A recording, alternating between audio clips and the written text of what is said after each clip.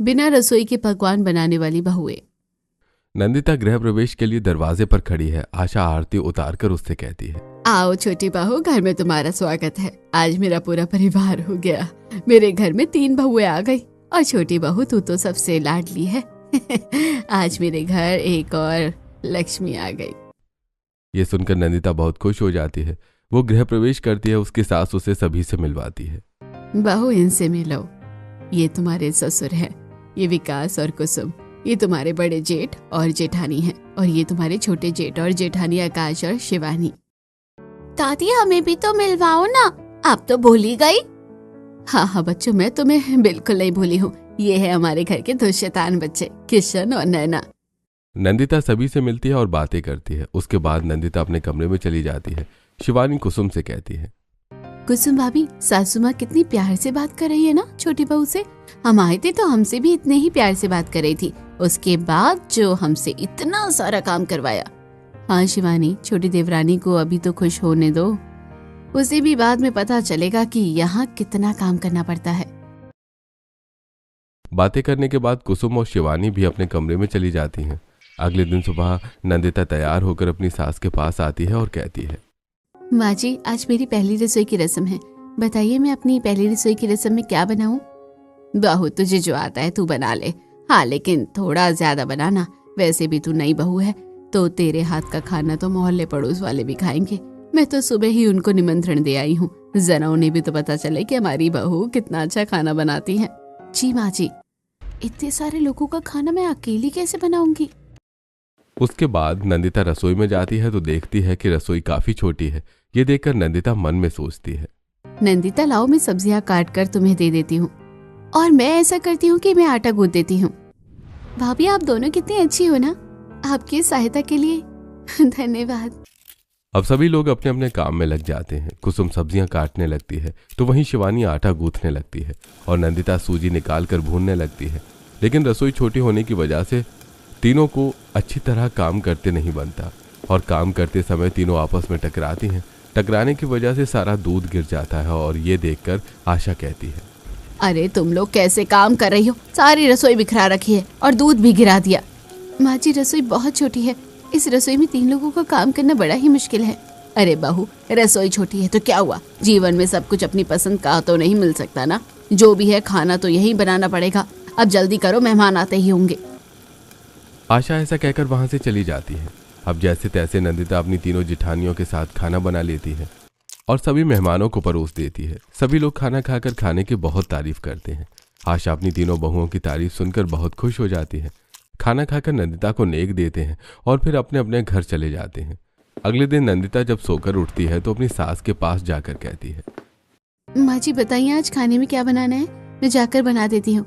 बहू, आज तेरे ससुर जी का मटर पनीर और कुलचे खाने का मन है, तू वही बनाना। और हाँ, मीठे में खीर बनाना और आलू की सूखी सब्जी भी बनाना, क्योंकि विकास और आकाश के टिफिन के लिए आलू की सूखी सब्जी अच्छी रहती है। और बहू, आज हमारे पड़ोसी शर्मा जी अपनी पत्नी और बच्चों के साथ हमारे यहाँ खाने पर आने वाले हैं, तो खाना थोड़ा ज्यादा ही बनाना। सारी बातें सुनकर नंदिता मन ही मन सोचती है, और भाभी, मेरे टिफिन में भी ज्यादा खाना रखना, क्योंकि मेरी सहेलियों को आपके हाथ का खाना बहुत अच्छा लगता है। मैं तो कॉलेज में ज्यादा खाना लेकर जाऊंगी। इतना सारा खाना क्या मुझे अकेले ही बनाना पड़ेगा? नंदिता ये सोच ही रही थी कि तभी उसे परेशान देखकर आशा कहती है, तेरी दोनों जेठानियां भी रसोई में आती ही होंगी खाना बनाने के लिए, तू तो उनकी हेल्प ले लेना।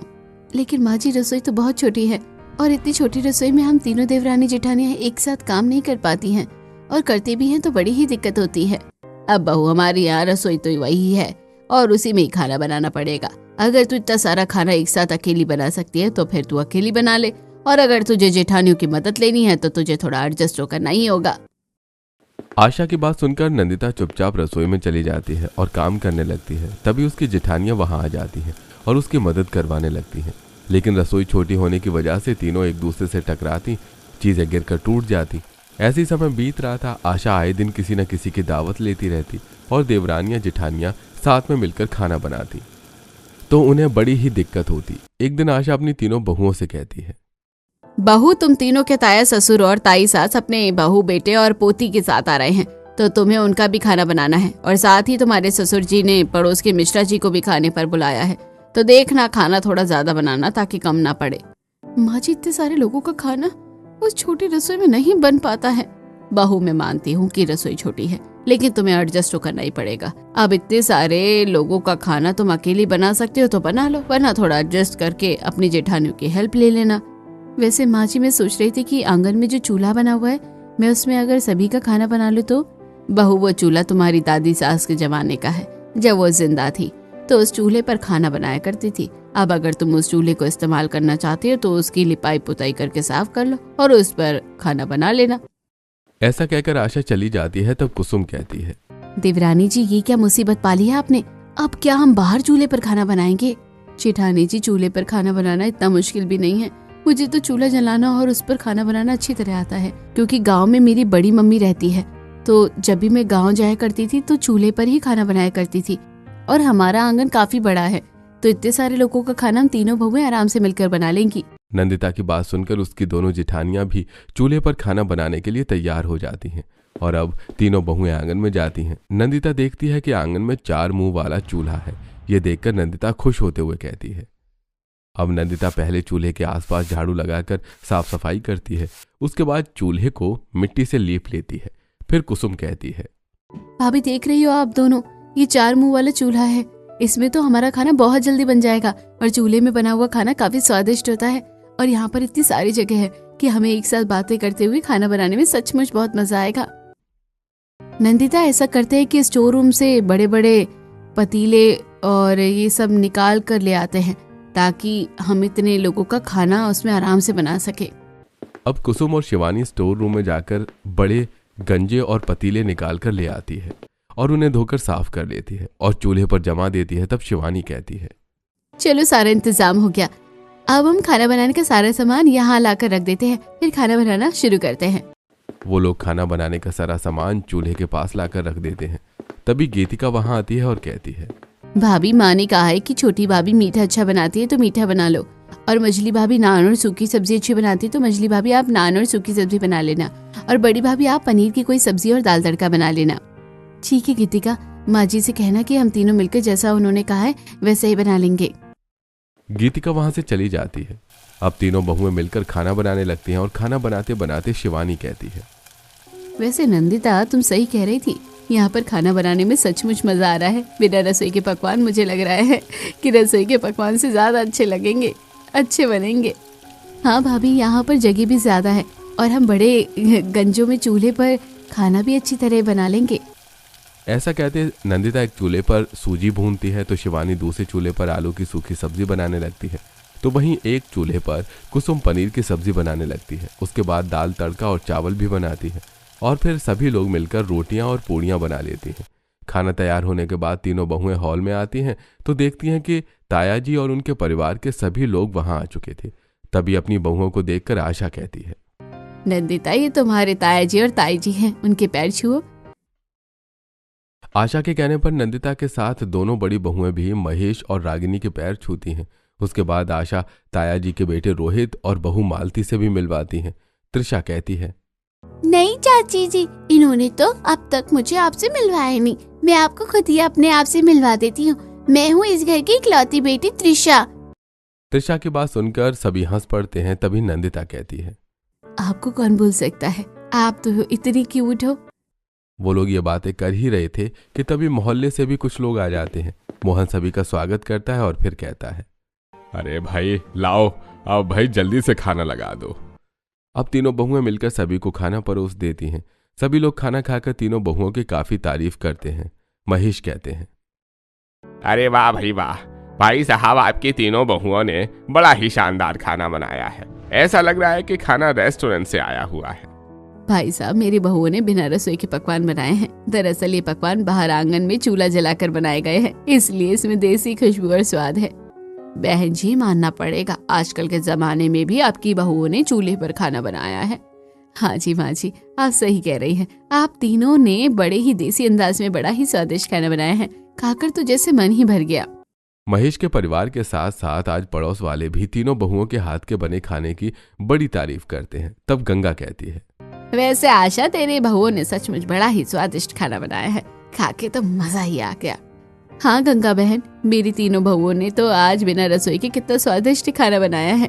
क्या कह रही हो आशा बहन, रसोई के बिना पकवान बनाए हैं? हाँ, वो दरअसल हमारे घर की रसोई बड़ी छोटी है, इसलिए तीनों ने आंगन में जो हमारे पास सास का चूल्हा था ना, उसी पर पकवान बनाए हैं। अच्छा चाची, ये चूल्हे पर बना खाना है, तभी खाने में इतना स्वाद है।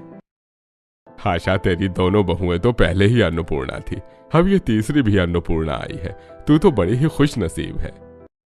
माँ जी बताइए, आज खाने में क्या बना लूं? बहू, आज तो तू अपने ताई जी की पसंद का खाना बनाना, उनसे पूछ लेना कि क्या बनाना है। ताया जी बताइए ना, आप आज क्या खाएंगे? वैसे बहू, तुम तीनों जो बनाती हो बड़ा स्वादिष्ट बनाती हो, लेकिन आज तुम वेज बिरयानी, रायता और उसके साथ दही बड़े भी बना लो। ठीक है ताया जी।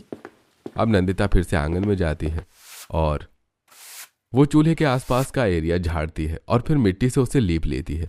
तब तक उसकी दोनों जिठानियां भी आ जाती हैं। तभी कुसुम कहती है, नंदिता, चूल्हे की साफ सफाई तो तुमने कर ली है, चलो अब खाना बनाना शुरू करते हैं। माँ जी ने बताया कि तुम आज वेज बिरयानी और दही बड़े बना रही हो। ऐसे करती हूँ, मैं रसोई से दाल लाकर उसे धोकर भिगा देती हूँ। शिवानी, तुम सब्जियां काट लेना और नंदिता तुम मसाले की तैयारी कर लो। सभी लोग अपने अपने काम में लग जाते हैं। कुसुम रसोई में जाती है और दाल निकालकर आंगन में लेकर आती है। वो पहले पतीला लेती है और फिर पानी डालकर उसे भिगो देती है और दूसरी तरफ शिवानी रसोई में ढेर सारी सब्जियां लेकर आती है और आंगन में बैठकर काटने लगती है। तो वहीं नंदिता बाहर चूल्हे के पास रखे सिलबट्टे पर मसाला पीसने लगती है। उसके बाद नंदिता चूल्हा जलाती है और तीनों मिलकर चूल्हे पर खाना बनाती है। नंदिता चूल्हे पर दही बड़े सेकने लगती है, तो वहीं शिवानी वेज बिरयानी को तड़का देती है और कोमल रायता और चटनी बनाती है। खाना बनने के बाद वो लोग मिलकर सभी को खाना परोस देती हैं। सभी लोग खाना खाते हैं और थोड़ा आराम करते हैं। फिर शाम को गीतिका अपनी भाभियों से कहती है, भाभी, मालती भाभी मार्केट जाने का कह रही थी, तो आप तीनों तैयार हो जाइए, हम मालती भाभी को मार्केट घुमा देते हैं। ठीक है गीतिका। अब सभी लोग तैयार होकर मार्केट के लिए निकल जाते हैं। बाजार जाकर मालती अपने लिए कुछ शॉपिंग करती है, तो वहीं कुसुम, शिवानी और नंदिता भी खाना बनाने के लिए कुछ मसाले और सामान खरीदती हैं। शॉपिंग के बाद मालती कहती है, भाभी गीतिका, शॉपिंग तो हमारी हो गई, अब बहुत भूख लग रही है, क्यों ना हम कुछ खाएं? तीनों सामने के एक रेस्टोरेंट में जाकर चाउमीन, मोमोज और बर्गर ऑर्डर करते हैं। तब गीतिका बताती है, पता है मालती भाभी, ये सब बहुत फेमस रेस्टोरेंट है, यहाँ की सारी चीजें बहुत अच्छी लगती है, आज आप खाकर देखिए। थोड़ी देर में उनके ऑर्डर्स आ जाते हैं और सभी लोग चाउमीन, बर्गर और मोमोज खाने लगते हैं। ये सब खाकर मालती कहती है, वैसे नंदिता, ये सब कुछ इतना टेस्टी भी नहीं है, लेकिन तुम लोगों के बनाए खाने में तो सच में स्वाद का जादू है। मालती भाभी, दरअसल आजकल सब लोग रेडीमेड मसाले यूज करते हैं और इतना मन लगाकर खाना भी नहीं बनाते, इसलिए खाने में ज्यादा स्वाद नहीं आ पाता है। अब घर में तो हम बहुत मन लगाकर खाना बनाते हैं और मसाले भी हम सिलबट्टे पर पीसते हैं, इसलिए इतना स्वाद आता है।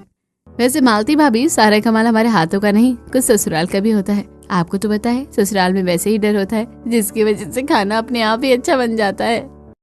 शिवानी की बात सुनकर सभी लोग हंस पड़ते हैं। फिर खा पी कर वो लोग घर आ जाते हैं।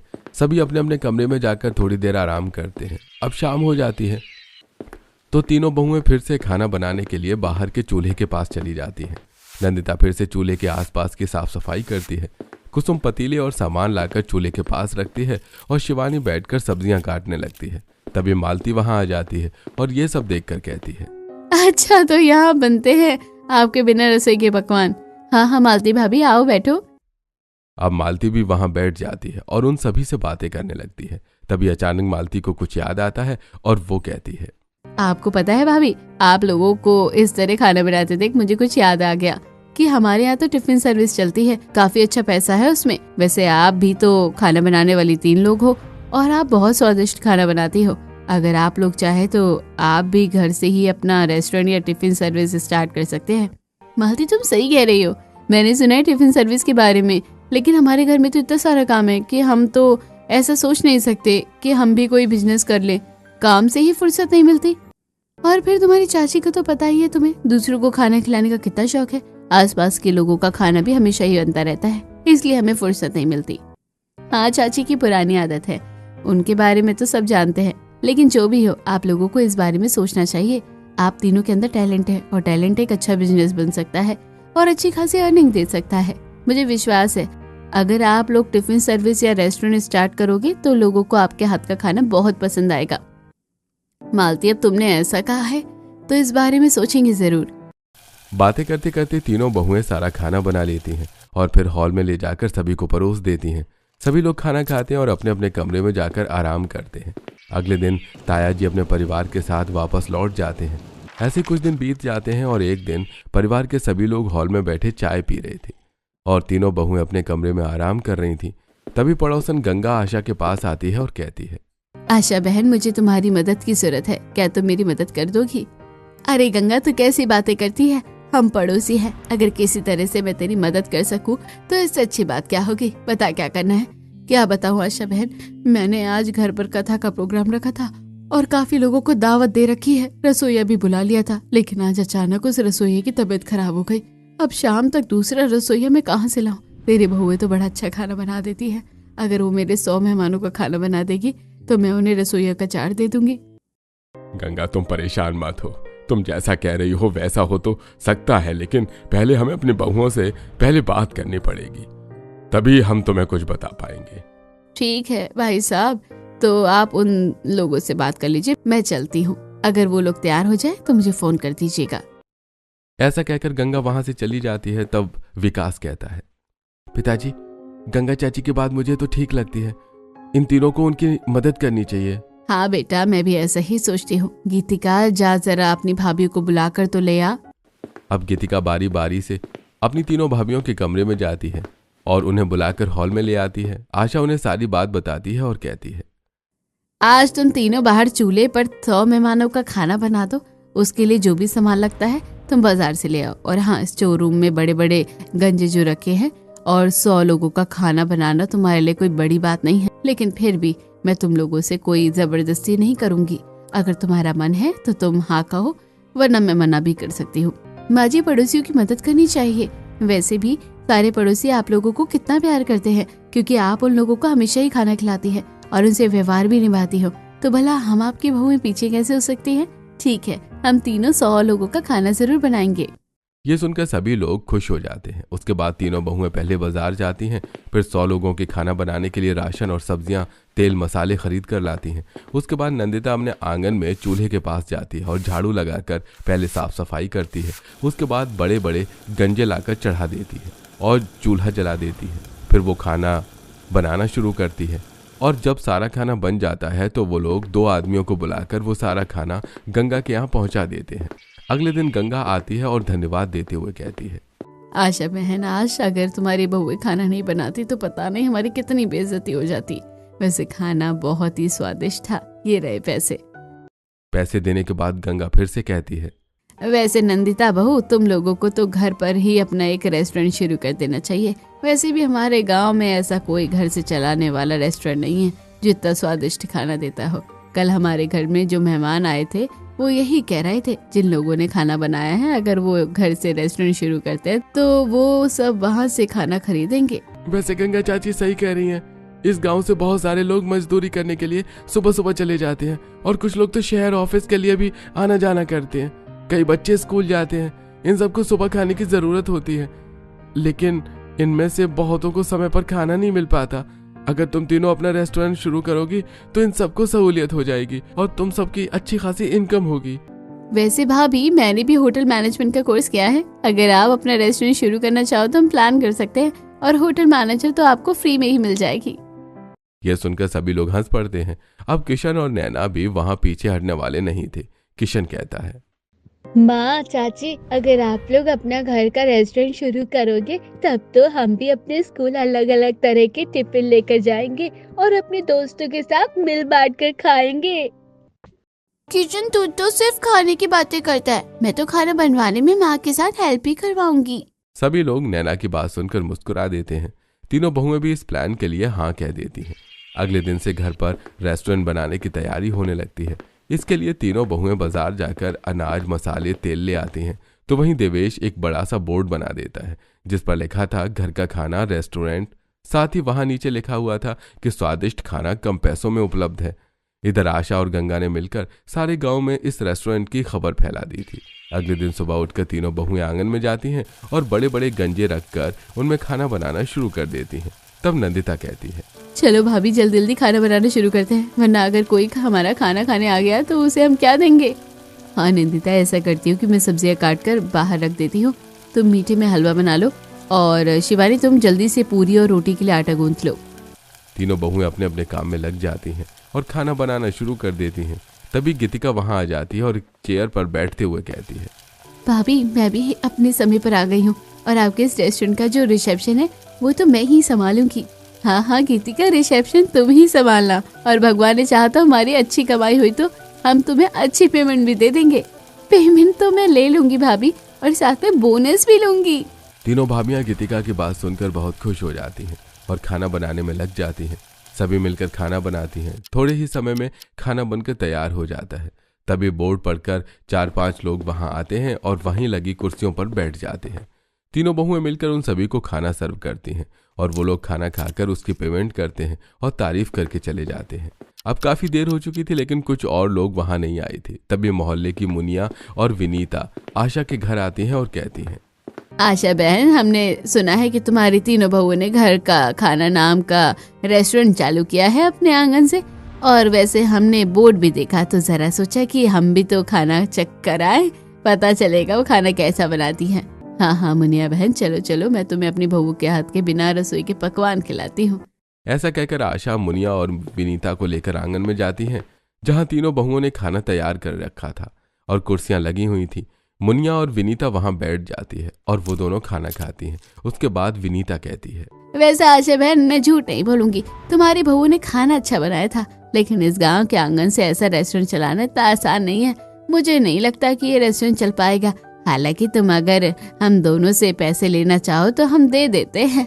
अरे नहीं मुनिया बहन, तुम दोनों मेरी पड़ोसी हो, तुम दोनों से पैसे लेकर हम क्या करेंगे। तुम दोनों ने खाना खाया, हमें इस बात की खुशी हुई।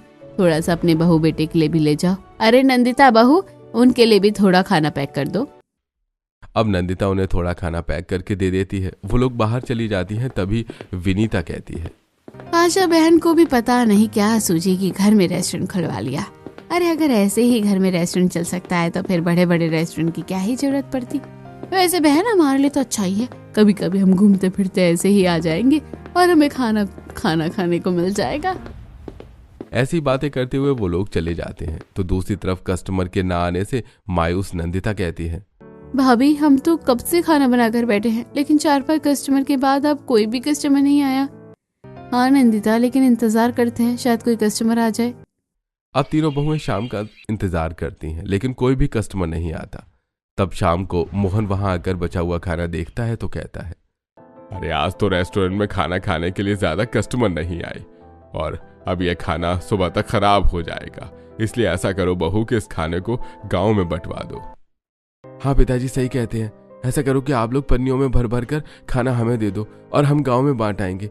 इससे तो अच्छा है कि खाना खराब हो जाए, इससे पहले गांव वाले खा लें। नंदिता पन्नियों में खाना भरकर उन्हें देती है। वो लोग तीनों गांव जाते हैं और गांव वालों के साथ साथ गरीब बच्चों को भी वो खाना देते हैं। अगले दिन फिर से नंदिता अपनी दोनों जिठानियों से कहती है, भाभी, हमें इतनी जल्दी हार नहीं माननी चाहिए। कल हमने गांव में खाना बंटवाया है तो काफी सारे लोगों को पता चला होगा कि हम घर से रेस्टोरेंट चला रहे हैं।